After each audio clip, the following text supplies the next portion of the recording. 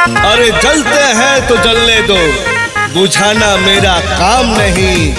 जलाकर राख ना कर दूं तो ब्राह्मण मेरा नाम नहीं।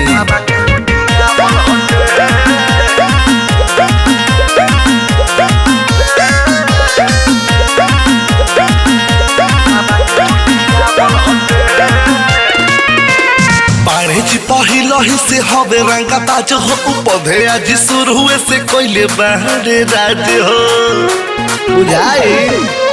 पाड़े जी पहिलही से हवे रंगा बाज हो, पौधे आज शुरू हुए से कोयले बहरे राज हो।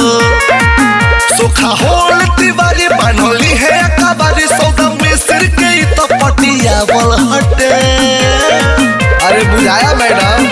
आज बन हतारे जवाना के भरत बाबा के जुठिया बल हटे, बाबा के जुठिया बल हटे, बाबा के जुठिया बल हटे, बाबा के जुठिया बल हटे।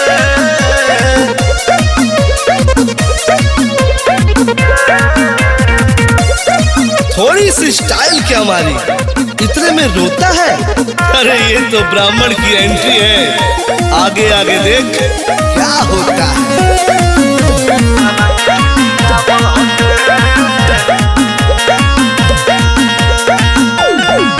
अरे दुबे जी खूबे सधौले बने, पाठक जी डिठे गड़ौले बने। अरे ये लोग के तो पुराना आदत।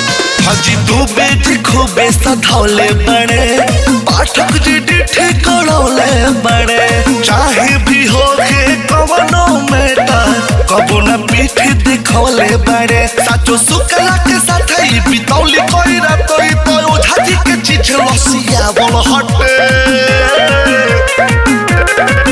आज बन हतारे जवाना के भरत बाबा के जुठिया बल हटे, बाबा के जुठिया बल हटे, बाबा के जुठिया बल हटे, बाबा के जुठिया बल हटे।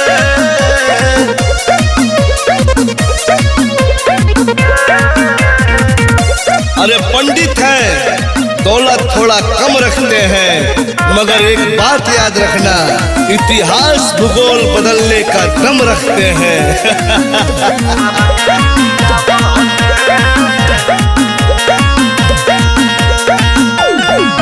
आज ब्राह्मण के सन हवे नीरव है, करे न बत बर्दाश्त हो। बड़ी जिद्दी ब्राह्मण है, जान जा। ब्राह्मण के सन हवे नीरव है, और करे न बत बर्दाश्त हो। आज गुड्डू बाबा के फेरा में पड़ के कलिया खूबे विकास हो। सबे जानता जहान मिले पहले ऐसा था नहीं तो कुदरत के विधि बनावल हटे। आज बन हतारे जवाना के भरत बाबा के जुठिया बल हटे, बाबा के जुठिया बल हटे, बाबा के जुठिया बल हटे,